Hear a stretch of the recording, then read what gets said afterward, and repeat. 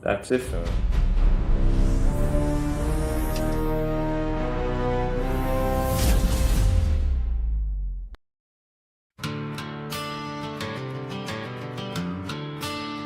Y'all ready?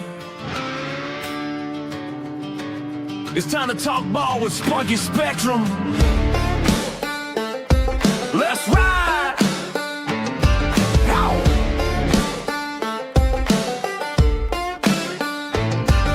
Woke up in the morning, coffee in my hand, another season about to start. I'm the fantasy man, scouting sleepers, crunching numbers late at night, building rosters that gon' shine under them lights. From rookie watch to big revenge, I see it all, stacking points while the league's watching me ball.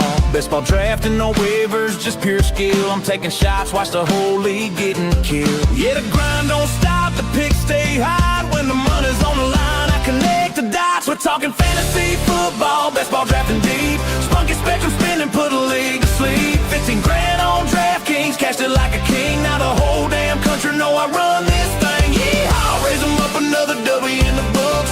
Fantasy king, got the trophies and the looks. From the podcast mic to the big check in my hand, this is Spunky Spectrum boys, the fantasy man. Best ball season. Yo, Big D here, talking all things Hurricane Andrew 34 years ago, which we both experienced. Joining me, literally driving somewhere on the road, probably, what is it, Highway 98? No, I'm a little tiny country road headed towards State Road 100. Okay, in the middle of nowhere, Daniel Cubbedge experienced the full fury of Hurricane Andrew 34 years ago. So, Daniel, this day brings back memories for both of us. I was 6 weeks old when Andrew, luckily, it came just a little south of us. Otherwise, I mean, we might have gotten a major hurricane over. That's a 6-week-old baby. I was 30 days from turning 7. Yeah, and you didn't have a roof over your house. So, where was your house before Andrew? So our property it was 2, 3, or it might have been 4 acres, but it was split by the CSX Railroad. So half was on one side, half was on the other. And we were directly off of 216th Street, about a mile or two from Monkey Jungle. And we would have been west of Monkey Jungle. Exactly. It would have been exactly half a mile before you get to Chrome on 216th. Okay, 216 Southwest Street Yes, Southwest 216th Street. in Cutler Ridge, right? No, we were in, they call it the Redlands, but our address was Homestead. Oh, okay. So was that? Oh, wow. So you were We were, all the way southwest. Yeah. So you were.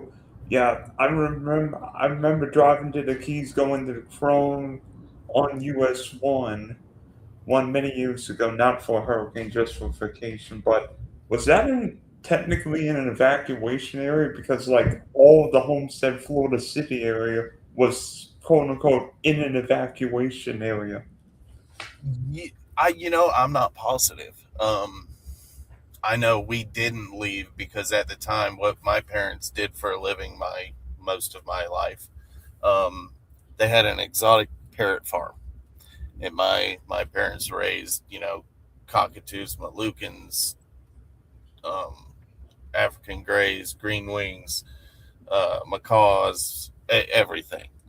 And we also had some other kind of different animals, but um, we couldn't leave. Yeah, you couldn't leave because you've got a whole bunch of animals taken care of, hurricane or And not. and what we did to protect the animals is we took them all. They were under like metal tube roofs originally, so we took them out from underneath the roofs and we moved them into it was a storage building to put a bunch of plants before they put them on semi trucks and ship them out. Because it's all plant nurseries in the area.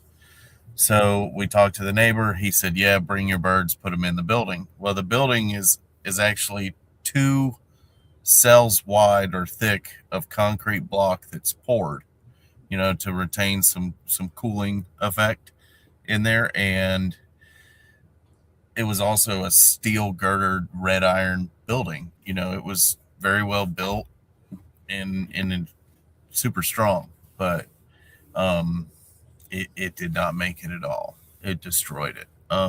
We probably lost half the birds. We found sections of the building miles away. That's crazy. A concrete steel building just destroyed. That does strong. So, My dad used a tow strap in a van to pull most of the chunks of concrete off the cages, and yeah, it was I mean, I remember hearing terrible. stories of Ron McGill with the Miami Zoo with how the aviary collapsed, which killed a ton of the birds Yeah, there. So, and that's not the worst thing that happened to one of our animals during the storm. oh gosh. So my mom is a horseback horse. She's extraordinary at what she does. She teaches kids how to ride, but what she did back then was is she did Western pleasure showing, and she had a mother and a daughter horse in a barn across the railroad tracks on the other section of our property. And we're 900% sure that we were hit by several tornadoes that night. Obviously, to tear a building up like that, um, when our house kind of exploded, and the fact that the barn across the railroad tracks, every bit of 100 yards. Okay, um, the barn was hit. The mother horse ended up getting trapped by the section of roof that collapsed on her, and she was pinned for I think 2 or 3 days till they could cut her out with a chainsaw. The daughter horse, who was, by the way, about 1,200 pounds, she was huge. Her name was Tilly, and it's a much longer name on her papers, but she was a champion show horse or something. But she got picked up over the railroad tracks and set in a tree about 8 feet high. Wow. Yeah, and the sad part is the way that the branch kind of went through her. It didn't it didn't end it for her. She was still struggling in the tree when we exited the house that morning, or what was, when we finally went outside, and we ended up having to borrow a gun from the neighbors, and but she stayed in the tree for 4 or 5 days until CSX finally came down with a piece of equipment, and they came back like 3 weeks later, and they finally helped us bury her. Um, but to get started, we put those birds in the building. That was the last thing we were doing before the storm hit. The nursery was actually nice enough to lend us their little tractors with all the little trailers that you can tow behind it, and put plants on, and we put bird cages on them and towed them out there. And I remember helping my dad try and stack cages on the carts, and we drug everything over to that building and stacked them all in there, and we put them on this far wall, and had all these theories that that this would be the safest place to put them if something happened. And uh we were very wrong. Um, Had you family ever experienced any no, my hurricane? both of my parents were originally born north of here. My dad was born in Ohio, and my mom was born in like Atlanta, Georgia. They don't get And hurricanes in Columbus. huh? They don't get hurricanes in Columbus. No, no. So when all that, they ended up meeting, and they both moved here about the same age when they were 16. So, which would have been the 70s, I guess, and or early 70s. But yeah, yeah, about 70 actually. Um, so we Okay. got finished, and what my dad came up with is he thought all the winds would be coming from this one direction. So we got to the furthest other side of the house, and he had just redone the kitchen. And the kitchen was like an aisleway kitchen. You saw the picture.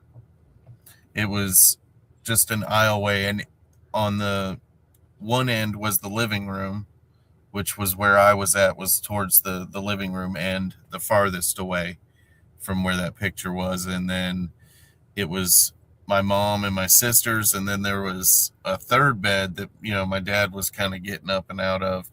And at the end of that hallway from where the picture was taken, there was two sets of sliding glass doors that came together in a corner. So one went this way and the other one went the other way, and they met at a corner post. And it's something my dad did. It but that'll come into play in a minute. When Um, um, when did you become aware of Andrew's potential impact on the greater Miami area? So we knew that it was coming. About 2 days before Andrew hit, like my mom started really, like, I remember being with her, and we went and got some supplies and did this and that. And we none of us had experienced a hurricane, and we were going off of what some of my dad's friends who'd lived here for their whole lives, and they had experienced a couple category 2s and small hurricanes, small storms, and they were like, "Oh, it's nothing. Usually we all get together and we drink." And my dad was like, "Well, we're not doing that. We got to take care of the animals, and they're saying it's going to be really bad. They're saying it's going to turn, but this other guy, Jim, he keeps saying it's going to come in and going to hit Homestead. It's just going to go straight." So I remember like hearing the debate about it on TV, and the day the day leading up to the night that it hit, it was all that was on the news. And at that point, I'm 7 years old pretty much. I'm smart enough to go, well, if this is on every freaking channel, it must really mean something. And then I started watching my parents start to get a little worried, and we started preparing for the storm. And my dad did some small things, but like I said, a lot of people had, kind of explained hurricanes as a really bad thunderstorm that lasts a few hours. So, we had no idea what we were getting into. Were you able to get shutters, plywood, We or did. I don't think my dad even thought that was necessary. Like half the house was concrete block, and it was a flat roof. He's going, "There's nothing for the wind to catch. It's concrete." And we had no idea that what was going to happen. So as the night progressed, I remember I think I fell asleep from about 9 o'clock to about 11. okay, so you maybe did get a maybe couple. even maybe even midnight. And around midnight, like, it started getting rough quick. Like, it was like a light switch almost. It went from kind of windy, and I remember the day leading up to it, looking up at the sky, and the clouds were just hauling butt. I never, like, every time storms are coming near us, I always look up in the sky and see, like, how fast are the clouds moving. Because that was something as a kid that just, it burned into me. Like, I'll never forget how freaking fast the clouds were moving that day. Yeah. As a kid, you're always looking up in the clouds. So, yeah, I really noticed. And when it started to get rough, I'm not sure on the exact times of all this. but I know at the point when it started getting bad, the back door, which was in a hallway that went from those sliding glass doors, the to the left of that picture, it went probably 40 feet. It was a long hallway. That's why, Dad put us on the side of the house that was the farthest from where he thought the wind was going to come in. And I remember he was trying to hold it shut. And in like a movie, he explains that he was holding onto the door handle and the hinges gave away and the rest of the door ripped out of his hands. And he said at that point his ears popped. And I remember laying on that mattress in that, at that end of the kitchen and my ears popping. And at that moment, the two sliding glass doors that come together in the corner just started violently shaking. And he comes running down the hallway and he says, "Everybody duck your heads." And about that moment, he comes around the corner and it was like a bomb went off. The sliding glass doors exploded, glass went everywhere. All of a sudden, rain was hitting me, and then the flat section of the roof that met the kitchen collapsed and fell and pinned me to the mattress. If I hadn't have been on the mattress, it'd have probably hurt me worse than it did. So I'm stuck underneath the roof. The rest of the roof has completely disintegrated and left the chat. So the roof actually collapses on you? Yeah, I got pinned underneath the roof for about 20, 30 minutes. I remember I was underneath the roof for at least one more tornado that came through, and they were unmistakable. The wind howled, right? The tornadoes were deafening. They removed all sound. You could scream and not hear yourself scream. They were so loud, and I was screaming. Did you have any means of radios? Did you have any radios once the house disintegrated? We had a radio that was like a crank radio that it was kind of funny. My grandma had given it to me, like a year prior, and it barely worked, but we could actually still listen to that Jim Cantori guy on the radio. And it wasn't too long after. So the second tornado hits while I'm underneath the roof, and it removed a good chunk of what was on top of me.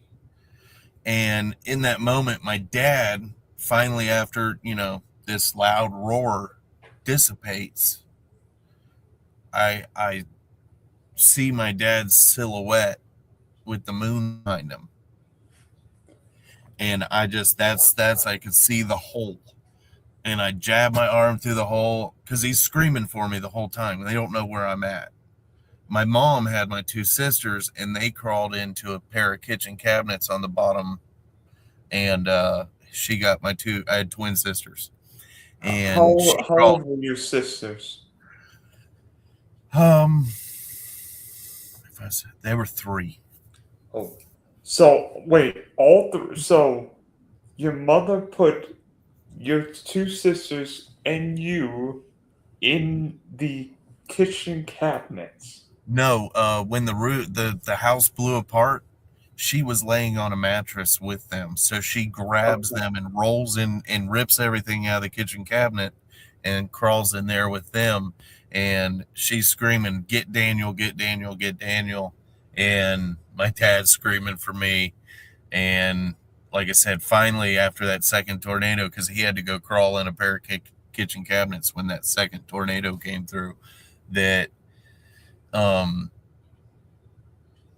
after the second one, it died down for a second, and like I said, he ran over there to me, and I kept telling him, "I'm okay, I'm okay, I'm okay." And after the second tornado had removed a good chunk of the roof that was probably pinning me down, I saw this hole and my dad's standing over, like a silhouette. And I just punched through and I said, "Dad, right here." And he grabbed my hand and ripped me through the roof and whatever. And ended up getting blood poisoning from all the nails. And I got an ulcer in my stomach and stuff after the storm. And there were some health consequences after the fact. But so he pulls me out from underneath the roof, and me and him crawl into like a triple set of cabinets, large 24-inch cabinet doors. So we crawl into a triple section, and my dad and mom are communicating. He's telling her, "I got Daniel. He's in here with me." Well, while we're in there, like a whole, like 2 dogs try to crawl in there with us. And they spent the storm with us, and my dad and mom are yelling back and forth to each other across this while the storm's still happening. And then after we were in there a minute, we were probably in there about an hour, and another couple tornadoes came through, and it got real scary again for a second. And it might have only been 30 minutes. It felt like forever. I'm going to tell you, it felt like 3 nights in a row. But I know for a fact, my mom said, counts that there was 8 tornadoes that we can, really vouch for actually being by the house. And slowly, after all that, we were both, Wait, all. so you believe that there were multiple tornadoes, or what people call vortices, in the eye wall of Vander, because as you know, the eye wall is Where our house was positioned, we were in an area in which we never got a break from the eye wall. Okay, we got eye wall the entire time the storm passed by us. And we got the northeast quadrant first, which was the absolute worst. Yeah. Well, I think Homestead was actually more on the southern eye wall. Not that it mattered, but where we lived was way north of Homestead. What city do you live in? Excuse me. It says Homestead, but we lived in an area called the Redlands. Okay, right. Yeah. Where was the closest city? I mean, Homestead was probably the closest, but you could go down 216th and get to US 1 probably just as fast. Okay, not that.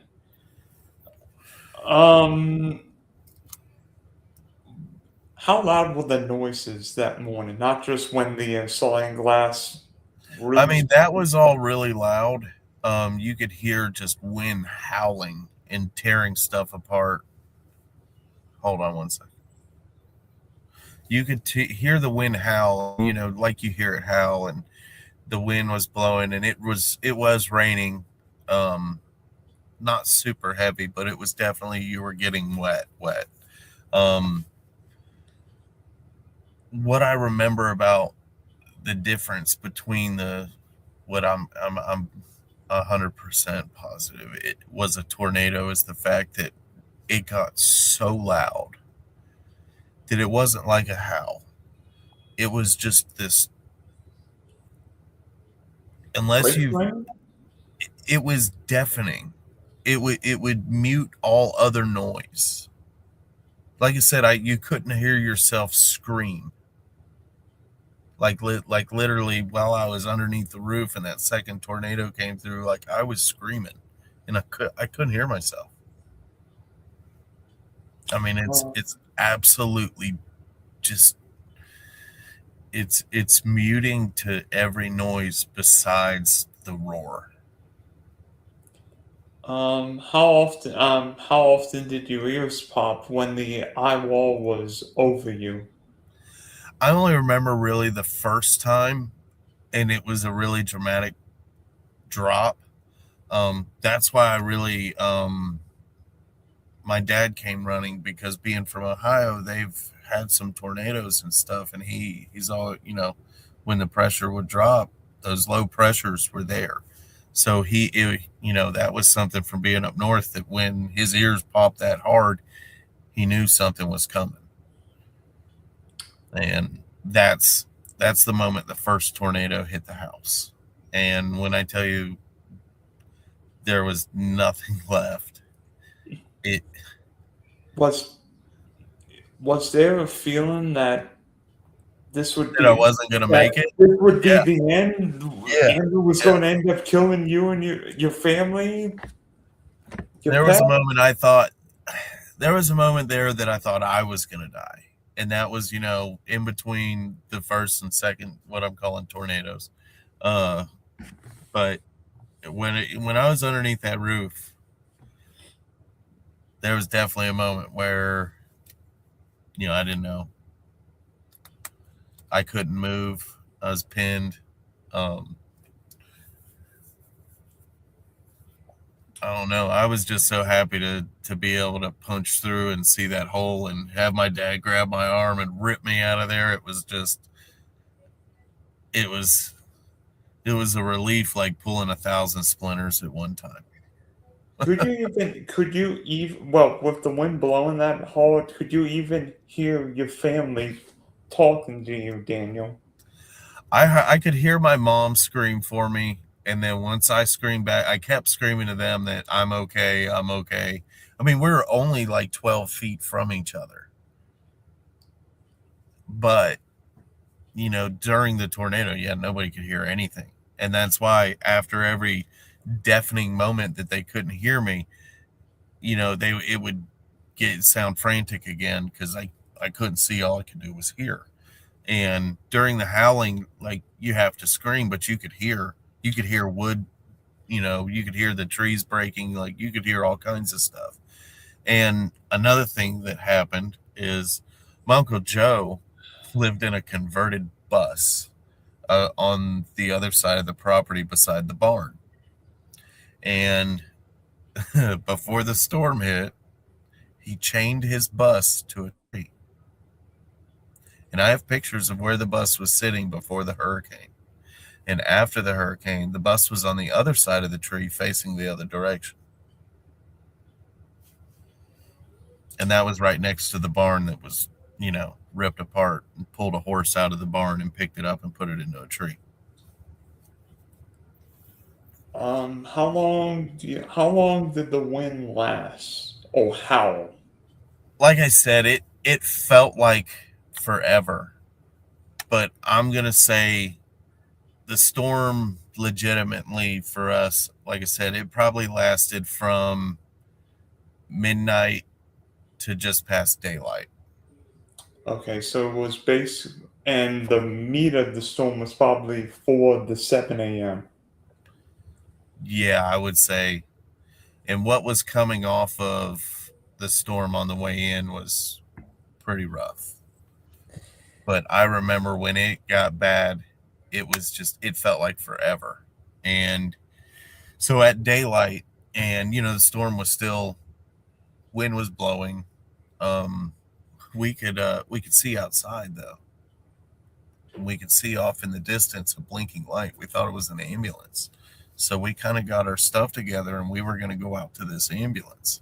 But what it ended up being was the the backup battery on a blinking light for the cell tower like 6 miles away. Wow. The cell phone tower that was somewhere The else. blinking red light on top of the cell tower ended up in our yard. And it was every bit of 6 miles away. That was the one of the main cell towers for Homestead. Oh gosh. So sunrise. Yeah, So so for at sunrise, sunrise, my parents, Andrew is gone from Miami-Dade. Thank goodness. Yes, and well, how was it first light? so once the daylight broke, my parents said, like, hey, we got to get out of here. Like, there's nothing left of the house. We don't need to stay here. We weren't sure what else was still going to happen. We were at that point, cut off from everything. The radio, there was nobody broadcasting because there was no broadcast tower left. Um, Well, I'll tell you this: there was one guy broadcasting. I don't know how, but Brian Norquist and WTVJ yeah, broadcast through the whole storm. yeah. That's the guy I was talking about. That my parents were saying this guy's saying this guy's saying that. Well, it's funny. Funny. And I Brian still watch and it. I still watch him just about every day when he puts a video on YouTube for Fox. Fox Weather Yeah, and Brian Norcross was saying the storm was not going to go north, it was going to go yeah. west and not speed up. And in a way, you were probably a perfect example because after I would say 3 o'clock in the morning, all the other TV stations were blown to smithereens. I mean, I think something hit one of the local 10 channels. I have no idea what happened with And what's funny is CBS. they were flying around Miami going, "Oh yeah, it's not that bad." And then they flew a little bit farther south and went, "Oh, this is where the storm hit."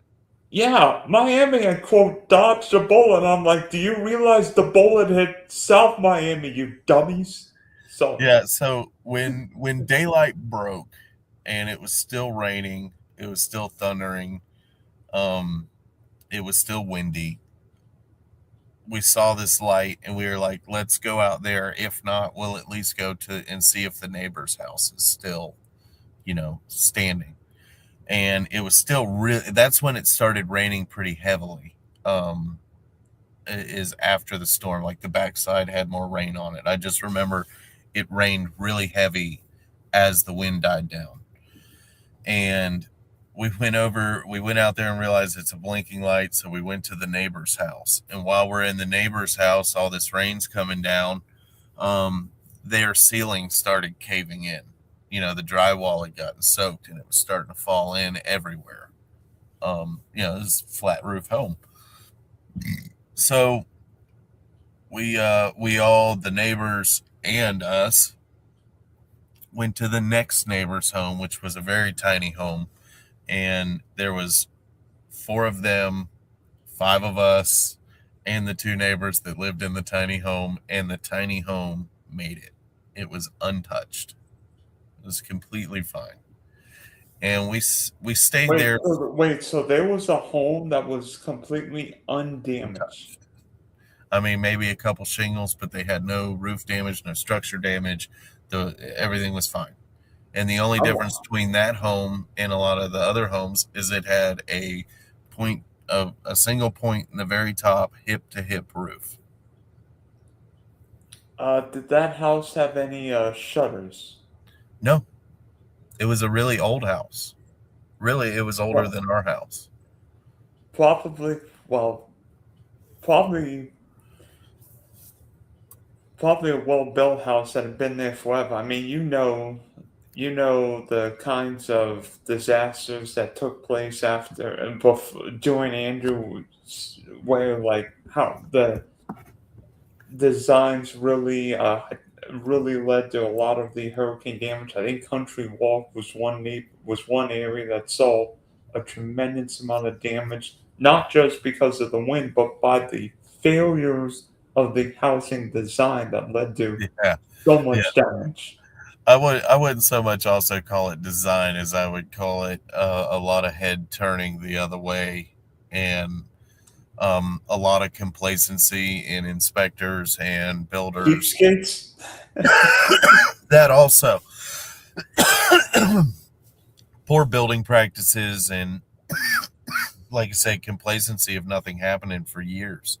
And that has a lot to do with it. Is a lot of people a lot of people forget the pain of a hurricane, just as bad as women will get pregnant and have a baby and say, I'm never doing that again, and then in like a year they're like, I think we should have another.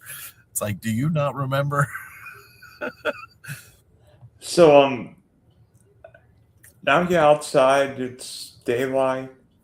Like, what kind of damage did you see besides your own house and the one house that somehow survived basically So intact? as a kid, when we left the house to go to the first neighbor's house, I remember holding on to my dad's waistband because I was worried about getting sucked away, and you know irrational thoughts after what I'd, kind of, just been through. So, Um, when I went outside, I did not recognize where I was at. None of it, like, so what we, working around all those nurseries, my dad was pretty good mechanically, and he would work on a lot of nursery pumps, and we would get a lot of free plants. So our house actually looked like this exotic, there's just all these awesome plants everywhere. It looked like a garden. 3 times in my life while we lived in Miami, when I went to school, my school came to my house for a field trip at least 3 times in my life. Like, we had some cool things, a lot of cool animals. I mean, it was a really neat place. Like I said, my dad was part of a lot of the happenings at Monkey Jungle and Parrot Jungle. He worked with both of those owners many years. He still talks to the now old owner of Parrot Jungle. Um, I grew up in those places running around free, doing stuff that most kids probably shouldn't have been let to do. But I had a lot of fun growing up in Homestead, and it was a really neat place to live, especially my parents being in the animal side of things. I got to see a lot of Homestead in Miami that a lot of people didn't get to see. Speaking of animals, how quickly were you able to see the rest of your animals? That was the first thing my dad went and did after he made sure we were all okay in the third house, or the second neighbor's home. He immediately went over to the building because he saw how bad we had to go past that building to get to the second neighbor's home. And I remember him saying something like, "Oh my God, they're all gone." And I didn't think about it until much later on in life. You start to remember bits and pieces of things that flash back and moments. And I remember going, that he must have realized the building was just destroyed, because that home literally sat just 40, 50 feet adjacent to that building, and you had to pass in front of that building to get to that house that we went to. And it might have been the building being in that big building being in that specific spot that saved the little house that we ended up going to. Because in some ways, one house taking the brunt of the storm could have saved another house. I mean, we've seen. I mean, Well, that and the building was really tall. The building was probably 20 feet tall. And the house, I know for a fact the roof of that particular building stands over the roof of the little house. And what's funny is that little house is still there today. nice. Yeah.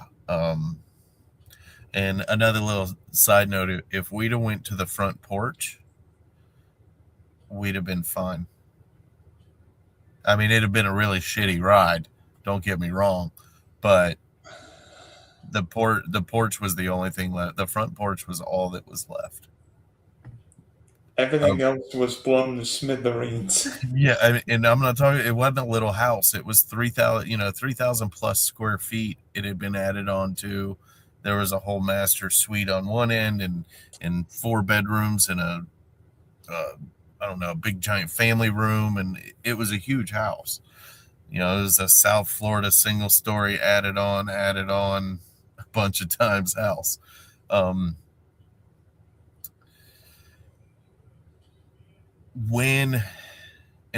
trying to remember exactly how it all went, because I remember working on getting the birds free, but I think what we did first is we got our van. We had a Chevy, full size van, and my dad got it. How the heck did you get the car out of the driveway or garage? Because I'm not sure there would have been any garages. He did have to chainsaw some stuff. There was him on the van, but he had parked the van directly on the the side of the porch that was left standing. So the van was in pretty good shape. I think the windshield got cracked, but he was able to get the van out, and we went to go check on my grandparents who lived in Kendall, off of Kendall Drive, Uh, and how was we how was your grandparents' house? all the windows had been blown out. The pressure got in there, and it blew. It was crazy. But they did much better. They lived in townhomes called Terracoma or Terracoma Estates, something like that. And besides the windows and the roof being a little leaky, they fared way better than we did. So when we tried to get there, we took Chrome Avenue because we figured it was worse closer to the ocean. So we decided to go to Chrome and then go north to Kendall Drive. And I'll never forget, every single telephone pole on the side of Chrome Avenue was leaned over onto Chrome Avenue. And we all had to, you could see where people have been driving in the cornfields and the strawberry fields. And that's where people were driving at that point, because you couldn't drive on the pavement because of all the telephone poles. And not just like two or three here, two or three there. You might see one telephone pole here or there that wasn't laying on the road. How long how long how long was the normal drive, and how long was the drive that morning? I think the normal drive was probably about 15, 20 minutes to my grandparents' house. And I think we spent 4 hours, 5 hours trying to Oh get god. there. Yeah, it was pretty terrible. But we finally made it there. They were okay.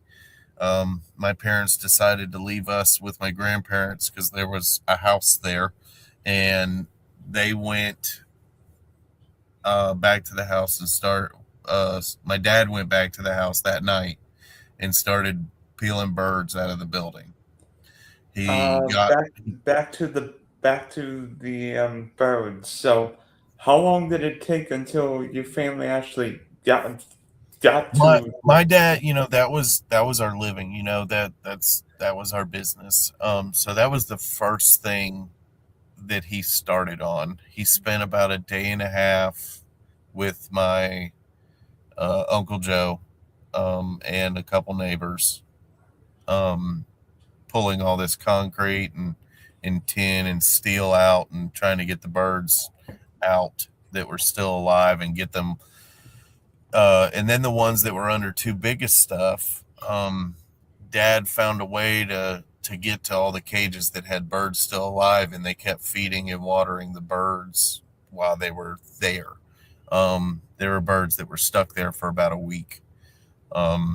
We didn't get water until day 3 from CSX. The railroad people just happened to see us, and my mom ran out there and just begged them for some water. They gave us all they had pretty much. And I'll never forget, it came in like those Kool-Aid jugs with the foil top, but it was just water. And I'll never forget, like, I don't like water, but it tasted good that day. Especially it was cold. But the railroad is probably, they were our saviors. They showed up and brought, the next day after they found us there, they showed up with a lot more. And I don't know if it was actually CSX or just the people that work there, but um, like, they were so nice. Even one of the it was a husband and wife were also part of the group, and they knew that I had just got this BB gun, and of course it got blown away. I don't even know where it went. It was not in the spot in the house it was before the hurricane. So they actually went out and bought me a BB gun, because I had nothing. We didn't even have clothes. I mean, my bedroom and my sister's bedrooms were completely gone. There was no studs. There was just concrete floor. Yeah, it picked a piano up and took it out of the house. Wow. And wait, was this like a grand piano? It was not a grand, like I guess you call it a baby grand. It doesn't have the full triangle. Still had that super heavy steel piece in the back of it. Wow, how much could that have weighed? Like a couple, At weighed least, at least, 200 pounds. yeah, through 3 to 5, 600 pounds. I know my dad hated the thing and hated moving it around because it was really heavy. But We all know the weather after hurricanes is miserable, particularly with no electricity. I'm guessing after Andrew was miserable because, hot. August here is typically hot and sticky. yeah, so I don't know how they did it as quick as they did, but my dad procured two. I want to say they were 5,000 watt generators in a 30-foot camper within the first like 3 days. I mean, very quickly we had a big camper and a couple generators, and the only thing out of the house that I think my mom was able to salvage was the washing machine. um, so we had a washing machine. There's a picture of my mom standing outside next to this one block wall that had no window in it, no roof, and it just stood there by itself. There was no walls attached to it, and she's standing next to it. And there's a telephone pole where the original drop for the power came from, and it's leaned up against that with a generator sitting beside it and a tank of gas sitting next to the generator. Is it funny that after a hurricane after hurricane there are items that have not been disturbed in the Yeah, slightest. I mean, it's really weird, like just the little things that it's like, how is that still there? It's kind of like, sometimes if you're lucky enough, you set your phone on the bumper of your vehicle or your truck or the roof of your car, and you take off, and then you get to the next place and you open the door and look, and you're like, oh shit, there's my phone. How is that still there? There was things after the hurricane you were like, how? Why is that still there? But where I lived was about a mile from where that famous picture of the 2x4 through the tree. yeah, that's cool. Did you guys get any storm surge? No, we're 21 miles inland where we were at. Okay, yeah. So, we know there are often great humanitarian feats after storms, but there are often people who take advantage of storms. And We I did did have you guys see especially with we had people come did, down the driveway was and there try and any steal looting? birds. Was there any looting? We did have people try and come down the driveway and steal birds. They said, like a macaw baby back then was worth $5,500. And that was a long, 1992. That money today would be worth $12,000, $15,000. So it was definitely something that people wanted to try and steal. Like growing up, we always had 10 or 11 dogs, 12 dogs, because people would, we'd been, people have tried to steal the birds before and other animals we had there. My mom raised these small monkeys and stuff. We had some, like I said, we had cool stuff. It was fun animals. My parents loved animals. They're they have accolades in first breedings of certain birds and in taking care of this one type of monkey from day one. Like, they're amazing with animals. Yeah. So where did you personally spend the first few days after Andrew? I'm pretty sure I spent the first night after Andrew at my grandparents, and then I went back the next day and helped my dad get the birds free, and tried to figure out what was going on. And then, like I said, we went back to my grandparents that night. By then, a bunch of good Samaritans had cut all those telephone poles. All the farmers actually in the area cut all those telephone poles and pushed them all to the side of the road on chrome. So then you could really start moving again. And honestly, the people that lived in the area did a lot of the initial cleanup to make things move again. Um, we didn't see any help for a long time. Um, you know, for whatever reason, whether it was the state, the governor, the president, I don't know. I mean, I was 6 weeks old when Andrew hit, but was this beyond anything the county, the state, the government could do? Because Hurricane Hugo was quote unquote the costliest hurricane in American history when it hit At the the time. Charleston Um, suburbs in '89. I do a lot of research on my hurricanes. Like I said, after Andrew, I've developed a bad fascination with hurricanes. Like, if you look at my YouTube subscriptions, there's a lot of forecasters on there. um, uh, Probably any who I might know.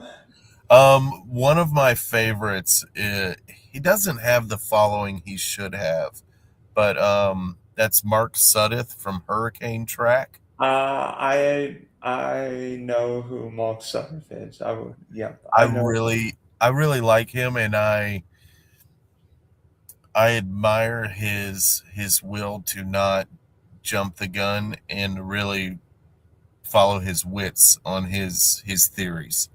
And I like his climatological background, and just he views it a different way than some of the meteorologists, view it. And by the way, by the way, you would probably concur, his video of Hurricane Charlie is one of the most insane videos I've ever seen. That, Jim Eds, and Mike Tice have the three craziest videos I've ever seen on Charlie. I mean, Mike Tice's video next to that gas station is nuts. His video in Michael is awesome. Oh gosh. His video of Michael catches, like, when he's driving that section from Tyndall Air Force to Mexico Beach. It gives me the heebie-jeebies because I drove that like 3 days after the storm. I went to Mexico Beach first because I knew. I watched this stuff like a hawk, and we went in and we cleared what we could. There were sections of the road that were gone, and we had to do some Highway, yeah, Highway 98. yeah, the Highway 98 that will, and whole structures that will swept into the Gulf, but They didn't exist. There was nothing that even existed anymore. But when I got to, back to, yeah, I'll mention that in a sec. Back to Andrew. How, how long did it take until the National Guard came to your area? It must have been what, 4, 5, 6 days? uh, I don't think they ever really came to our area. We had to go to them. I do Uh-huh. remember on day 4 or 5, was the first day that I got milk with cereal and milk. I was like, I love milk. I was super excited to have some milk again. And I remember my mom used to buy nothing but skim milk, and I hated it. And all they had was whole milk for the cereal, and I was so excited. Like, it was such a just a nice thing to have in a complete shit moment that, I mean, I look back and that was like one of the things I was like, oh gosh, some normalcy, something nice, finally something nice. Yeah. And Um, the first 2 weeks after the storm, we really felt, left out. Um, our area was really kind of, because we were very few homes in a group of, plant nurseries, acres and acres of plant nurseries. Our property was actually an old like mango and avocado orchard. So we had, a bunch of great mangoes and avocados and some citrus trees and all that stuff on our property. But um, there weren't as many homes in our area. It's very rural. Like I said, the area I lived in was called the Redlands. Is very rural. Um, it was Um, like I said. If it weren't for CSX, we would have been in a lot of trouble. If it weren't for the railroad coming by and seeing the trouble we were in, and them knowing that we were out in the outskirts, um, and let me tell you, I love the trains. I loved all that stuff as a kid. I used to wave to that particular train so much. In the Miami Herald, um, me standing on a fence waving at the train, because I had done it so much, and somebody said something to somebody, and they were like, "That kid comes out there all the time." And he's like, "Yeah, if that kid's in the shower, he comes out there butt ass naked and waves at the damn train. He don't care." And so I mean, it was a lot of fun, and we rode those. That was the railroad track. If you followed it on horses, I used to go riding with my mom before the hurricane. We would take off down the railroad track, and where the railroad track would finally meet a highway or a road was where the feed store was, and the feed store had cold cokes in a glass bottle, and me and my mom would stop there and get a cold coke and all that. But it was oh man, it those was a were cool place great. to grow up, man. I mean, it's probably not now. I mean, there's subdivisions across the street from where my house was or is. That how my dad took the front porch and what was left of the master bedroom and bathroom and turned that into a house. Wasn't a very So big house, but it was a house. so when did you get electricity back? Will it be at your grandparents' house or your house? My grandparents got power after about a month and a half, and we didn't get power for almost 2 months. They might Okay. have got power in a month, and we got power in about 2 months. But like I said, we were really far out. Yeah, Um, you were in the middle of nowhere. I'm just thinking. yeah, I think it's like 1770 Southwest 216th Street, Okay. something like that. But it's Were your grandparents able to rebuild their house? oh yeah, my grandpa put new windows in. They put a new roof on, put new sliding glass doors in, fixed the screened enclosure in the back, and it was good to go. Like I said, their damage wasn't that bad. Um, but I mean, it was everything around. All the trees were gone. Yeah, all the for. And how long did it take until your house was suitable for living again? Um, about a year and a half, a year afterwards, my dad brought in a single wide mobile home for about 8 9 months. I'm guessing you all didn't like camping. No, no, not with four people. Um, Four people sharing one bathroom. I'm sure mom was happy. yeah, no, I think she was getting pretty tired of it. Um, uh, I don't know like the timeline of like when we finally got the single wide and all that, but I know it wasn't very long. Um, and it's kind of funny, that storm did kind of dictate like what I ended up doing for the rest of my life. Like, um, after Andrew, there was all this cleanup to be done, and my dad got the bright idea. He went and bought a bobcat, and with that bobcat, he cleaned up our property, started cleaning up other people's property, and for years and years, I told my parents, like, I want a dirt bike, I want a dirt bike, and they kept telling me, not until you're 7. and for my 7th birthday, finally after Hurricane Andrew, I didn't have any toys or anything, and so my parents, they followed through with their word, and they went and got me a little mini bike, and um, I rode it around for a little while. But after a short period of time, I told my dad, I was like, I want to jump. And he told me, he said, I'm not building you a jump to kill yourself on. He's like, but there is a skid steer out there, and if you can figure out how to run it, go out there and build yourself a jump, and then get on your mini bike, and then jump the jump you build for yourself. And I said, okay. And so I went out there and I figured out how to run that damn thing.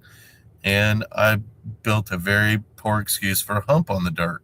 But after that, I played around on that hump on the dirt for about 2 or 3 days, and I got tired of that. And I got back in the machine and I did it again. And now today I own, I own several pieces of equipment. We do a lot of different things, but if my dad would have never bought that skid steer, I would have never, if Andrew wouldn't have hit, he wouldn't have bought a skid steer. If he wouldn't have bought a skid steer, I wouldn't do what I do today.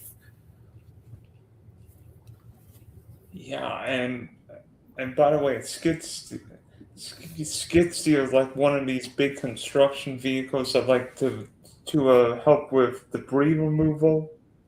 Yeah, they got like now they're mainly tracked. Okay, yeah, Uh, with like a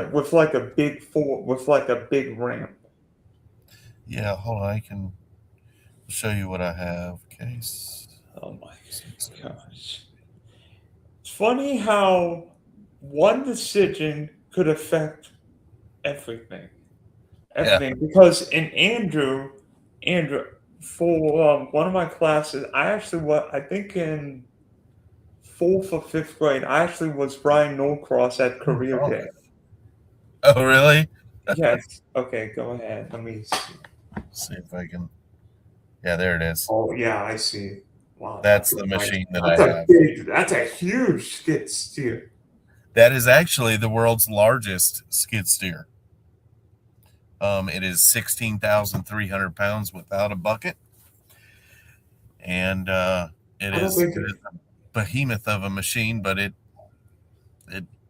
gets the job done. Yeah, so obviously now running your skid steer, you've seen because Florida's seen more than its fair share of hurricanes the last 10 Yep. years. Michael in Panama City, Mexico Beach, of course, Hurricane Ian, my backyard, Milton and Helene. What's the worst damage you've ever seen in a hurricane? Was it after So the Michael or worst. was it after Ian? So actually, I've got categories for this one. The worst existential damage combined all the way around. The worst damage I saw for it felt like you drove through this damage from ever. That would have to be Katrina.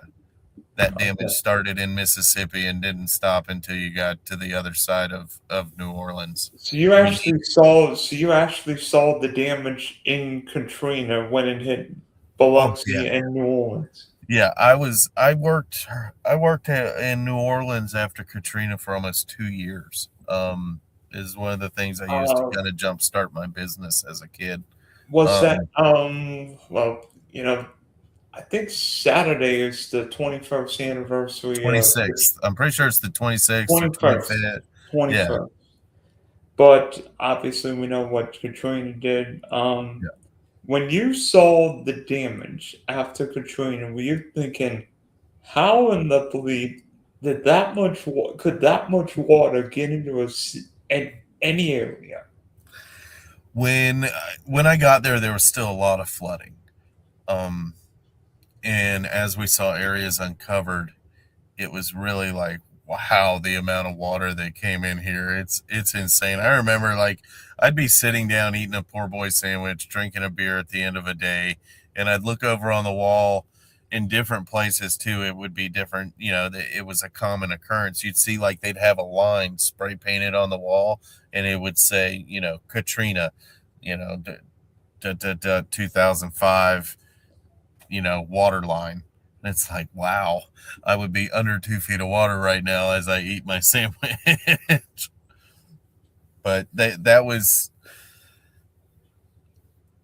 a real cool experience for me as far as the people out there and the food, and it opened me up to a totally different type of food and eating. And I didn't even like spicy food when I went to New Orleans, and I left there with like, how hot can we make this, because I'm really interested in making it a little hotter.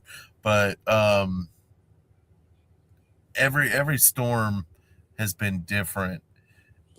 The most like I said, existential, just combined damage, I would have to say Katrina was really terrible.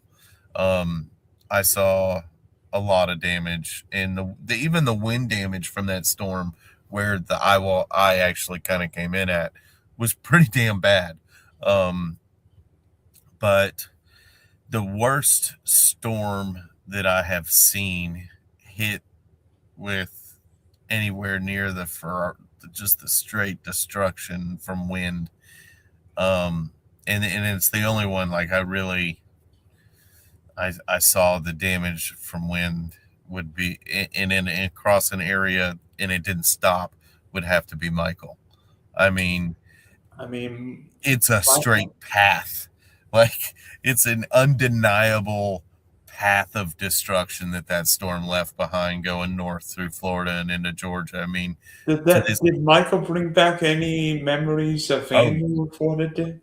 oh yeah, I would ride around, and I remember like looking at some of the metal buildings in Panama City, going, that's damn near as bad as Andrew. And really, truthfully, I think they could have been just as bad as each other or as wind. But what protected Panama City was the amount of large longleaf pines they had. And what also protected Panama City Beach was going just far enough east where the crazy winds didn't hit Panama City Beach, but it Yeah, moved Panama almost. City Beach was not bad at all. You cross over that bridge, and Panama City Beach is fine, but Panama City, Yeah, because there are two different yeah, areas. Panama City Beach, which is where everybody goes for spring break, Yeah, was yeah, yeah. largely intact. But go on the other side of the Yeah, you go halfway on the bridge. east side of that bridge, and it was really like that bridge was the cutoff point for the storm. It was absolutely crazy. They had power almost right away over there. Um, it was really like, holy cow, like the storm just stopped right here. But you go over that bridge from Panama City Beach to Panama City, and you're like, holy shit. I mean, they had massive trees in that area, massive trees, and the homes weren't destroyed as badly as Andrew, but also South Florida doesn't have the trees, the structure of trees like North Florida does. I mean, like I said, the giant 24-inch and 18-inch pine trees that were blocking the wind for the homes, I think is what made it look different than Andrew. Were there any houses swept into the Gulf? Oh, in Mexico Beach, I mean, I would say 50% or a little bit higher than that of the structures that were, on the beach were gone. Did you? Wow, that's I crazy. mean, I remember and seeing. not like it was a long spread of damage too on the east side of the storm, because I remember as soon as you hit Highway 98 in Panacea and start to head west up the coast, it started getting bad almost immediately. And I remember, like, I wasn't paying attention to the GPS. I was just following 98. I'd made the ride several times in my life, and I recognized a lot of it, but I was like, wow, this place got hammered, and the stuff in the road, and I was like, I gotta be getting pretty close to Mexico Beach. And I looked down at the phone, and I was still 2 hours away or an hour and a half away. I was like, wow, like, as soon as you hit Panacea and started heading west, you could see the damage from Michael. That storm was legitimate. It was a legitimate badass storm. Um, in my eyes, the worst storm I've seen that didn't hit us, that we got lucky, Dorian. Oh yeah, with what it did in the Bahamas. If that storm would have continued the path that they were saying it was going to go, Disney World might not be here. Ocala would have gotten destroyed, and even Gainesville, where I live, would have gotten a serious hammering. It would have been bad. Um, that was, I've never seen a storm stall before, ever. Especially just as a Category 5 monster with a symmetrical, perfect eye. I mean, I you you mean, you couldn't draw a hurricane on paper better than that storm formed itself. I mean, Melissa last year was oh, similar. Melissa, that one, and it was it Milton? Oh Yeah, gosh. Milton. What a freaking God! I mean, just and that storm was about the size of Andrew. Yeah, It for a was while. small, it was compact, And then and Milton went from like this wide to this wide. yeah, And then, of course, I went through Ian. I mean, it was bad. One of my good friends, had a foot of water in his house. Luckily, they were fine. But that storm was really weird to me. yes, yes, it was. Yes, It was the most sporadic damage. There were areas that were a little more concentrated, but I started like there was just as much damage in like Minnesota Key and Sarasota as there was down south, like as far as trees go. And when I got down to was it Port Charlotte? Yeah, Port Charlotte. I noticed there was a lot of structure damage, but it was just a really weird storm. How there were areas that were really damaged, and then right next to it, nothing. And like in Fort Myers, when I went down there, it was 2 days after the storm. Not Fort Myers Beach, but Fort Myers.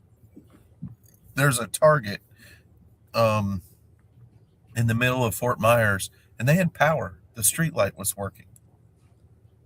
I mean, we were without power for like 34 and a half hours. Of course, well under our 575, but still And then, crazy. like, and that's another thing you can tell. Like Hurricane Michael, most people didn't get power for a month Or more. or more. Yeah, Bluntstown, which is where the big yeah. tornado hit during Ivan, looked like it went through an artillery shell.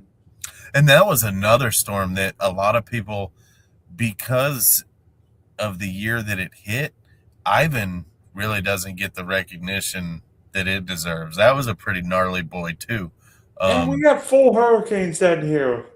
'04, the year of four. Charlie, Francis, Ivan, and Gene. If a hurricane's called Ivan, you know it's going to be terrible. Yeah, yeah. And then the next year we had Katrina and Wilma, and Don't then forget Rita, the one after Katrina. yeah, I was there for that.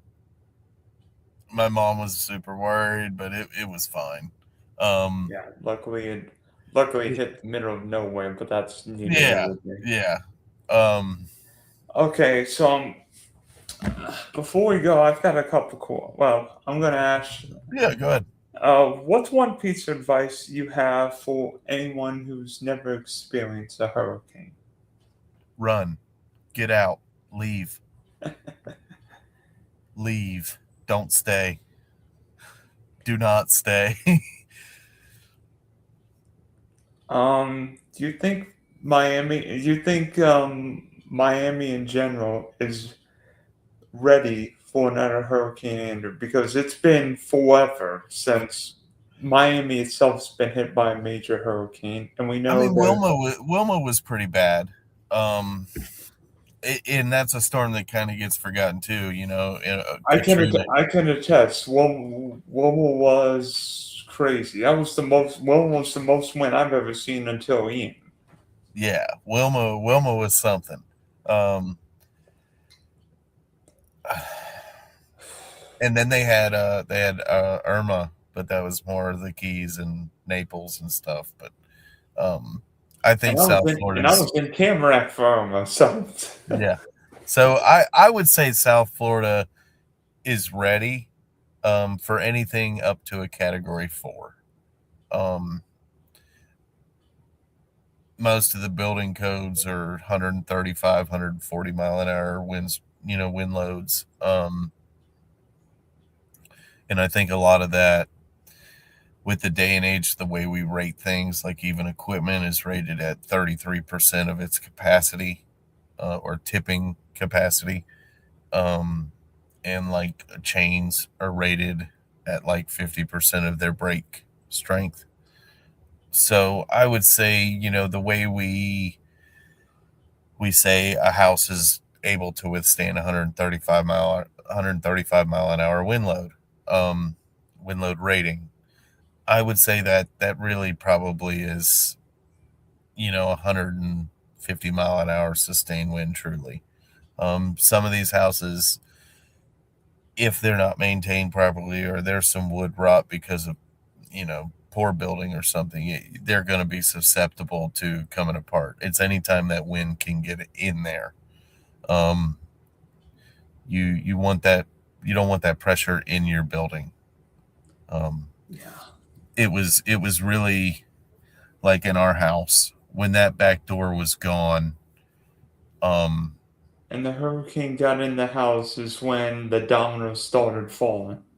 and like I said, I really feel like that was a tornado at that moment. Um,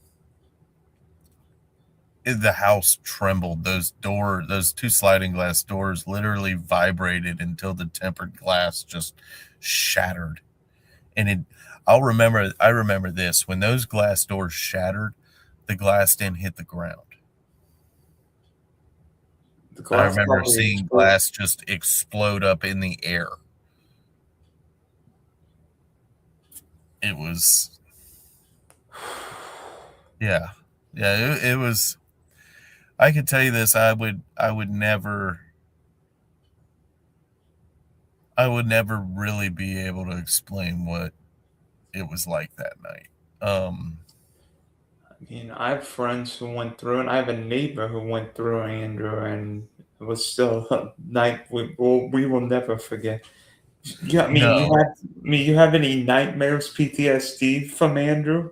when I was a kid, when it would storm real bad, um, I would kind of shut down and freak out and like get under covers and just hide. Um, I didn't do well for a while.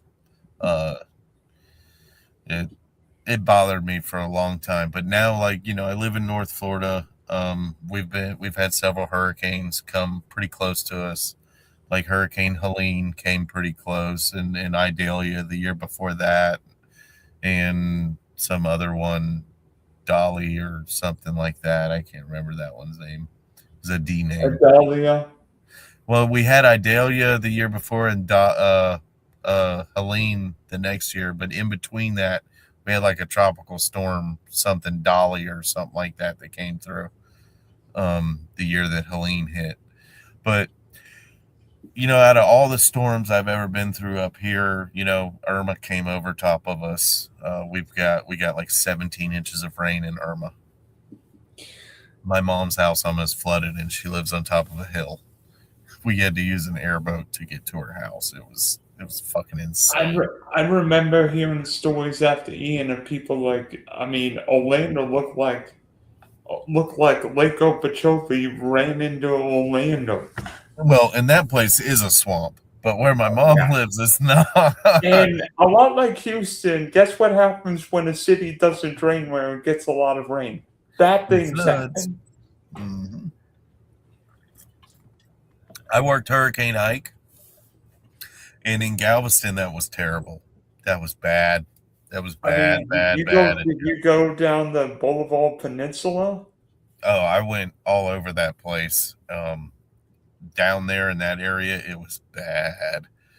Houston was a lot of tree damage. We did a lot of tree work in Houston. We hauled a lot of tree debris in Houston, but we went down to Galveston to start doing some FEMA trailer prep work and stuff like that, and cleaning up some sites. And it was like, holy this place got wrecked. But And the crazy thing with Ike is that Ike was a Category 2 storm in Texas, but yet that surge was higher than Andrew. Yep. And I don't know why Andrew didn't have the storm surge. I really don't. I'll tell you why. One, Andrew was moving about 20 miles an hour when it came into South Florida. Two, And it Andrew had was been moving also that a fast. very small hurricane. Yeah. Ike went in the head was a massive hurricane. Yeah, the broader the storm, I guess, the more water it can collect. That's what would have made Dorian so dangerous. Is it not only was it a freaking monster, but it was also one bad mamma jamma. I mean, And a slow moving hurricane. And trust me, as I can attest in Ian, that was the slowest. I wish that hurricane would have been going about 90 miles an hour when it came through here. and I think a lot of what made Andrew so terrible is where it came in at. It didn't starve for hot, moist water. It didn't starve or hot, moist air. It didn't starve for anything when it came on land because it immediately went over the Everglades. By the time that one side of the eye was in the Everglades, the other side was still almost in the ocean. Like, not the eye wall itself, but the majority of the storm. While one side was in the Everglades, the other side was still in Homestead. Yeah, and Andrew didn't spend much time over Florida. It's not like it went. It's not like it went from Tallahassee to Key. No, to it went Key from it literally went from Homestead to Goodland, yeah, and then off to Louisiana. yeah. Then it went to Louisiana, and of course Andrew caused $26.5 billion damage, killed I think 65 people, and And that death toll number. So where I lived was by all the nurseries, and what was next to the nurseries was all the migrant camps. And as a kid, I knew what a body bag was. I lived in Miami. I knew what a body bag was. And yeah, you've probably seen more than trust me. I lived on the East Coast. I think I saw more than a few body bags, not in my neighborhood, but in Andrew, those trailer parks where all the migrant workers lived, or whatever, where they all lived, they didn't leave. I saw semi trucks being loaded, stacked with bodies or body bags.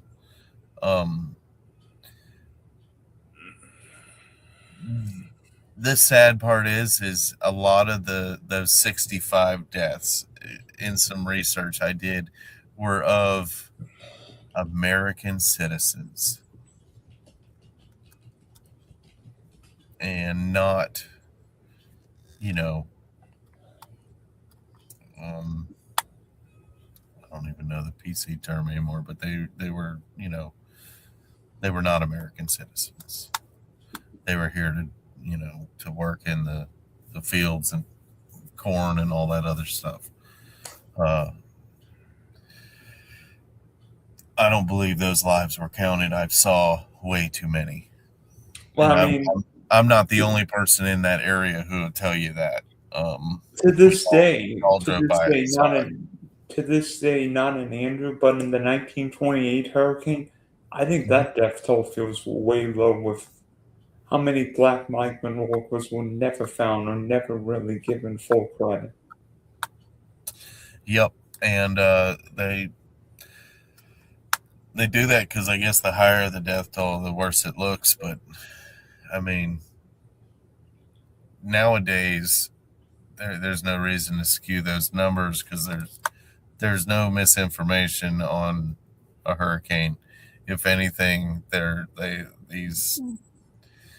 I hate watching the news when hurricanes are coming. I mean, there's almost too much information because all these Well, models are. they kind of suck at it. And when I watch these guys on YouTube, in a given, these guys are probably potentially working with newer information that's getting broadcasted on the Weather Channel or the news at the moment. These guys are waiting for the new 0Z and 6Z and 8Z and all these 12Z models to come out, and they're in real time. As soon as, I mean, some of these guys I watch, and I do watch some of these younger kids that do a lot of live streaming during all this, but to watch as soon as the Hurricane Center releases it, they're going through this and they're going through that, and then the 0Z pops up and enough of it's actually done what it needs to do to show you the next 6 hours of what's going to happen, and they do it live. Like, it's really neat to hear all the different theories that they have, and I've started to come up with my own now, and I understand a lot about what they're talking about, 800 millibar and all these different elevations of wind and atmosphere, and starting to understand the differences between El Nino and La Nina, and the And I mean, the fact that in El Nino years, Hawaii is apparently a target for hurricanes. Whoever thought that? Yeah, listen, the Pacific is blowing up right now, and it's due. It's due. It's struggled to produce anything the last few years during our weird hurricane seasons, like last year. Last year should have been in the sense of a lot of storms in a active hurricane season. Last year should have been phenomenal. There should have been so much to happen, and it fell flat on its face. I know the ACE score was, in regards to an active or above active season, but the amount of storms was low. And they were all fish storms. Except one, and we know where that one. Yeah. I will admit. So one of the people I watch on YouTube is this one girl named Weather Girl Danny, and she is in Jamaica. Yeah, look her up. She disappeared after the storm for a while, and you can tell on the last video, like, she was crying. She knew it was going to be bad. Someone who watches them as much about these storms and knows enough about them, she knew what was coming for her, and it was disturbing to listen to her. And then we couldn't get in touch with her for a month. I was going on her YouTube her channel every morning and a couple times during the day, like, has she posted,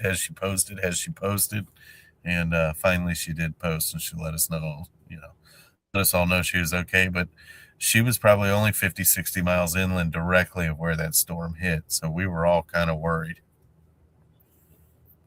Yeah. Well, you know what? Whether it be Charlie, Andrew, whether it be Melissa, there's always a hurricane, and It only takes one, my friend. Did this on this day? It's Andrew in August, first name storm at the end of August, and there was only like 3 more named storms that year. And then, and who really cares about the other named storm about the B storm that year? Because the '92 hurricane season was started and ended on August 24th, 1992, when Hurricane Andrew hit you. Yeah, it did. Okay, Dan. So, Daniel, thanks for hopping on, and hopefully, I don't know if you do or you don't want any more hurricanes. You probably want hurricanes. So I tell people like this. My wife said, "Why do you look forward to these things?" I'm like, I don't look forward to a hurricane. There is nothing in my being that is going to control what happens with a storm. That storm, whether I'm watching everything about it on YouTube or I don't watch everything on YouTube, or whether I don't go help clean up afterwards or I do, the storm is going to do whatever it is going to do. So yeah, I get antsy when storms head my direction for, obvious reasons, but um I see a lot of contractors doing hurtful things after storms and price gouging and really just kind of shitty things to do after an event like that. And going through what I've gone through in Hurricane Andrew gives me an insight that a lot of these guys don't have. I mean, most of these guys come from Texas to help clean up. Like, it's insane how many people show up. You saw it after Ian. They were, I literally, like I said, I left that storm early because it was impossible to deal with them. I couldn't. That storm was pushed up to a point where, these guys were headed here thinking that they had something that was going to be like Michael. And it wasn't as concentrated as Michael. You really had to go look. And like I said, when I found all the certain keys and stuff, and me and some of my fishing buddies started going around, like that's where we ended up working, was on all the keys. Like my one job that we had a lot, or one area we had a lot of work, was Minnesota Key. They got hit hard, and we did a lot of cleaning up in there, moved a lot of sand, stuff like that. We pulled a couple cars out of trees. We always seem to get these like really wild, weird jobs. It's an ongoing like joke in my life that if it's this like really weird, screwed up, pain in the butt job, somehow it makes its way to me. I don't know how it happens, but it does.